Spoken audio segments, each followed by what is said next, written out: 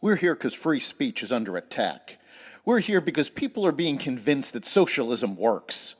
We're here because people are being judged guilty until proven innocent. We are fighting back with facts. This is not a safe zone, so buckle up, Buttercup. This is the raw, naked truth.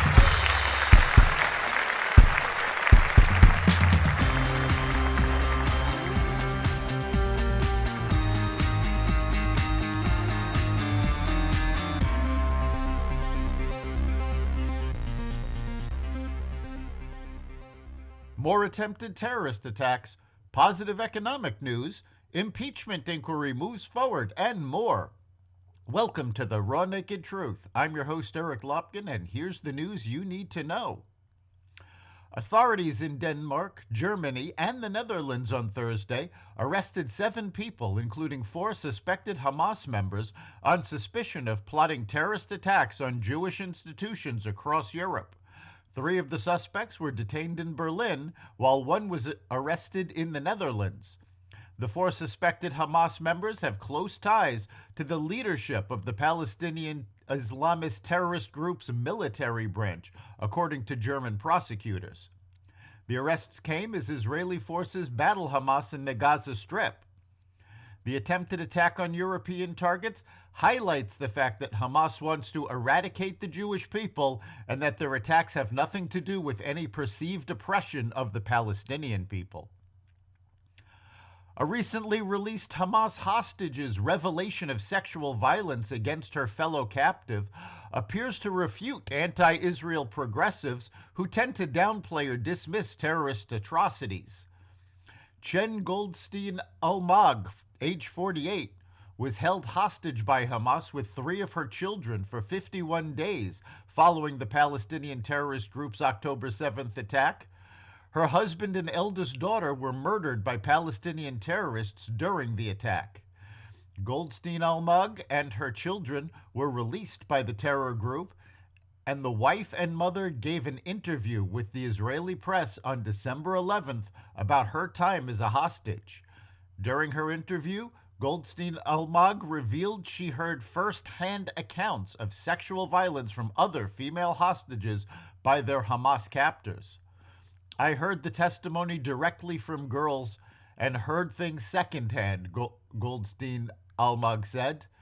Some of the sexual violence happened well into our time in Gaza, not in the first week. But the way their bodies were desecrated, they don't know how they will deal with that. It happened weeks into their time in Gaza, she said. Liberal groups have downplayed the stories of sexual assault. The House of Representatives on Wednesday approved a formal impeachment inquiry against President Joe Biden. Republican lawmakers rallied behind the investigation. Biden called the House GOP inquiry a baseless political stunt, despite whistleblowers, bank records, and Hunter Biden's former business partners providing significant evidence to the contrary. Hunter Biden defied a House subpoena for a closed-door deposition, saying at a surprise appearance outside the Capitol that he would only testify publicly. House Oversight Committee Chair James Comer accused Hunter Biden of trying to hide his influence-peddling schemes. During congressional inquiries, it is standard procedure for a closed-door deposition to precede any open testimony. The Senate on Wednesday passed an $886 billion annual defense spending plan, which includes aid for Ukraine and annual raises for the military. The bipartisan 87-13 vote came amid a push to authorize spending on Pentagon priorities before the end of the year. The House on Thursday passed the annual defense authorization bill in a 310-118 vote. President Joe Biden is expected to sign it into law. The sprawling legislation includes a 5.2% pay raise for military personnel. It also extends the Ukraine Security Assistance Initiative used by the Biden administration to help Ukraine fight off Russia's invasion. The Federal Reserve ended its last policy meeting of 2023 on Wednesday by keeping interest rates unchanged as expected and boosted markets by projecting 3 rate cuts next year. The Fed has aggressively raised rates to slow the economy and bring down stubbornly high inflation. Recent signs that inflation is cooling have fueled hopes that the central bank will bring inflation down to its 2% target without triggering a recession. Although currently economists give it a 50% chance that the U.S. will go into recession.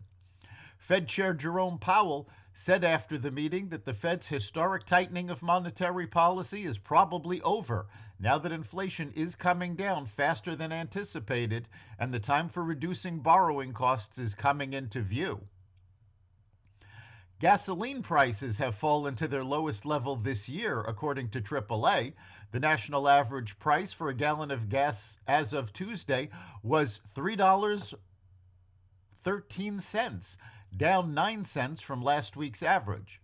The decline has come as oil prices struggle to stay above $70 per barrel, according to USA Today. OPEC Plus earlier this month approved production cuts of about 2 million barrels a day in a bid to boost prices. More than half of all U.S. fuel locations have gasoline before $3 per gallon, according to AAA. By the end of the year, the national average may dip that low as well. Despite this drop, gas prices are still significantly higher than when Biden took office in January 2021. In more economic news, the average 30-year fixed-rate mortgage fell to 6.95% from 7.03% last week. Mortgage buyer Freddie Mac said on Thursday. The decline, announced a day after the Fed Reserve said it might cut interest rates 3 times next year, now that inflation is cooling, marked the first time since August that long-term mortgage rates dropped under 7%. Also, retail sales rebounded in November after falling in October, according to the Commerce Department. Sales rose 0.3% in November compared to the previous month, adjusted for seasonal swings, but not inflation. Economists had been expecting an increase of just 0.2%.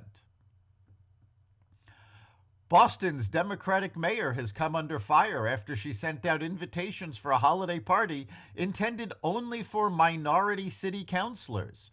Michelle Wu, the city's first Asian American mayor, recently had her aide, Denise DeSantos, send out an email for the event. Honorable members, on behalf of Mayor Michelle Wu, I cordially invite you and a guest to the Electeds of Color holiday party, the email said, according to the Boston Herald. The city leader quickly drew criticism after it became apparent the email was sent to all city councilors, 7 of whom are white. The invitation was meant only for the city's 6 councilors of color. That's the Raw Naked Truth. You can catch every episode of The Raw Naked Truth at xvadio.com/podcasts, the Apple Podcasts app, Google Podcasts, Spotify, iHeartRadio, Audible, Amazon Music, and other platforms that respect freedom of speech. We'll see you next time.